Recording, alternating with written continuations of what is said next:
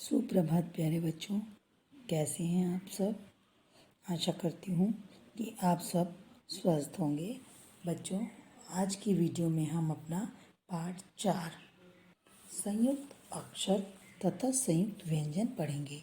ठीक है, संयुक्त अक्षर को हम और संयुक्त व्यंजन को हम इंग्लिश में क्लस्टर्स भी बोलते हैं। और इससे पहला चैप्टर हमने पाठ 3 क्या पढ़ा था बच्चों, वो था हमारा मात्राओं से संबंधित।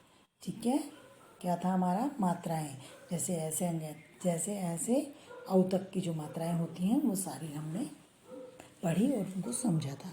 आज हम पढ़ते हैं संयुक्त क्या चीज़ होती है। पहले संयुक्त का अर्थ समझ लेते हैं बच्चों। संयुक्त का अर्थ होता है जुड़ा हुआ। ठीक है, और संयुक्त अक्षर किसे कहते हैं, जब दो व्यंजन आपस में मिलते हैं और एक नया शब्द एक नया वर्ण, और उससे क्या होता है कि एक नया वर्ण बन जाता है या नया व्यंजन बन जाता है, तो उसे संयुक्त अक्षर कहते हैं। अब आपके सामने देखिए, ये है तय हलंत जमा रे बराबर क्या बन गया, त्रय। कै हलंत जमा षटकोण क्या बना, ये आपका क्षय क्षत्रिय। छः हलंत जमा रे श्रय श्रम। और जय हलंत जमा ने क्या बन गया बच्चों, ज्ञानी। ठीक, ये हमारे संयुक्ताक्षर हैं। कई बार दो व्यंजनों को जोड़ने से नया वर्ण तो नहीं बनता, पर उसमें क्या कहता है बच्चों, उसमें पहले वाले व्यंजन को आधा करके अलग व्यंजन के साथ जोड़ दिया जाता है, तो उसे क्या कहते हैं, संयुक्त व्यंजन कहते हैं। कौन सा व्यंजन, संयुक्त व्यंजन।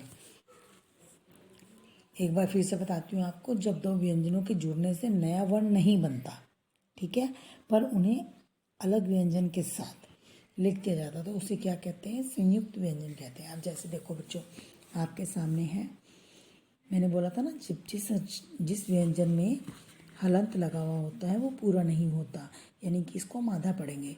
च हलंत जमा च क्या बन गया, च। से हलंत दमा तय, इसको हम आधा अक्षर पढ़ेंगे बच्चों इसको। ठीक है, बिना जो हलंत किसी के साथ है उसको आधा पढ़ेंगे, जो बिना हलंत के वो पूरा अक्षर चलेगा। सतह डे जमा ड डड, बे जमा ब बक, क जमा क कक। ठीक, आधा क और पूरा का, आधा च पूरा च, आधा से तय डे, ये यहाँ पर हलंत के साथ ही आएगा बच्चों, ये आधा नहीं होगा डे। ठीक है, अब हम इससे शब्द कैसे बनाएंगे, जैसे बच्चा, सच्चा, बस्ता, सस्ता, डडा से लड्डू, अड्डा, गुब्बारा, धब्बा, मक्का, पक्का। क्लियर। चलिए, ग्रीन बॉक्स में आपके सामने लिखा हुआ है, अब तक हमने जो सीखा उसको पढ़ लेते हैं। संयुक्त अक्षर किसे कहते हैं, दो व्यंजनों के आपस में जुड़ने से जो नया शब्द बनता है बच्चों, उसे संयुक्त अक्षर कहते हैं। जैसे क्षय, त्रय, है ना, ज्ञ और श्रेय। और संयुक्त व्यंजन किसे कहते हैं, जब दो व्यंजनों के जुड़ने से जो नया शब्द वर्ण नहीं बनता है, पर उसे अलग व्यंजन के साथ जोड़ दिया जाता है, तो उसे क्या कहते हैं बच्चों, संयुक्त व्यंजन। चलिए, ऊपर देखिए क्या है हमारा सबसे पहले अभ्यास कार्य का पहला क्वेश्चन क्या है, नीचे दिए गए चित्रों को पहचान कर उनके नाम लिखिए। बच्चों, ये तो आपको चित्र की पहचान सबको है कि ये क्या है, पत्ता। पत्ता को कैसे लिखेंगे, पै आधा तय, तय तय पे आ का डंडा, क्या बन गया ये पत्ता। ठे आधा पै, पै पे आ का डंडा, क्या बन गया, ठप्पा। बै ले आधा ले पूरा ले, लै पे बड़ी ई बिल्ली, ले टे टाटा पे बड़ा ऊ लट्टू, चे आधा मैं च चम्मच, ये क्या है, मच्छर, मैं चे छह रे मच्छर। ठीक है बच्चों,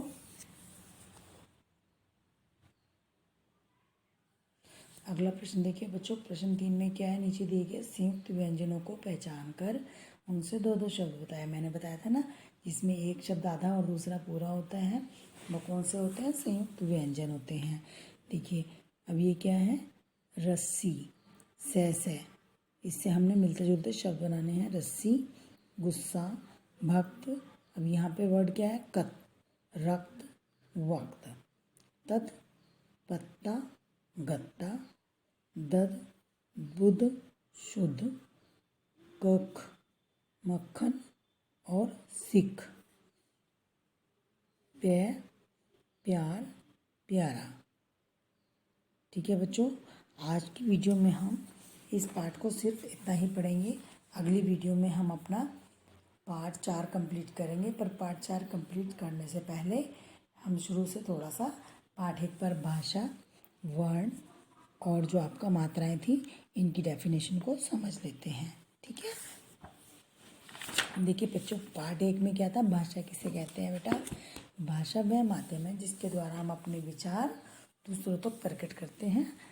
ठीक है, उसे अपने विचार मतलब दूसरों तक पहुंचाने के माध्यम को हम भाषा कहते हैं। भाषा के कितने रूप होते हैं, 2 रूप होते हैं, लिखित और मौखिक।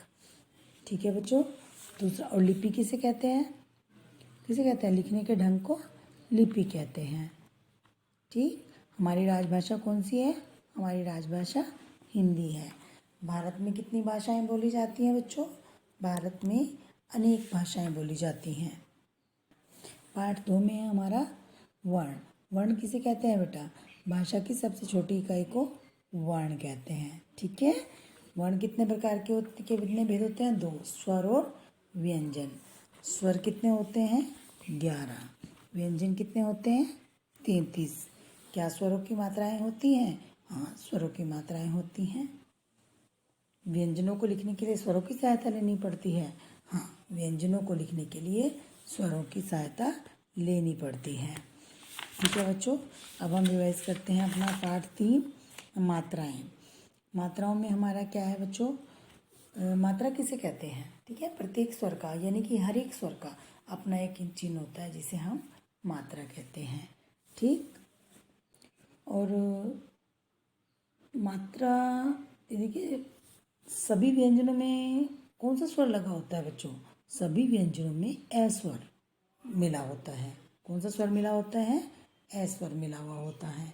क्या ए स्वर की कोई मात्रा होती है, नहीं, ए स्वर की कोई मात्रा नहीं होती।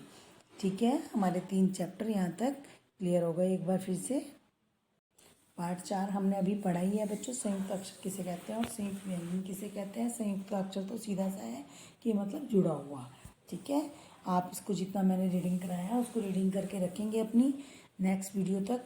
नेक्स्ट वीडियो का जो आपका काम है रीडिंग है, चैप्टर को समझना है आपने। उससे अगली वीडियो में हम इसको एक बार फिर से पढ़ेंगे और समझेंगे। ठीक है, तब तक के लिए आप अपने पाठ की रीडिंग करें, जो आपके साथ PDF के साथ जो काम जाएगा आप उस काम को करें। धन्यवाद, आपका दिन शुभ रहे, आप स्वस्थ रहें।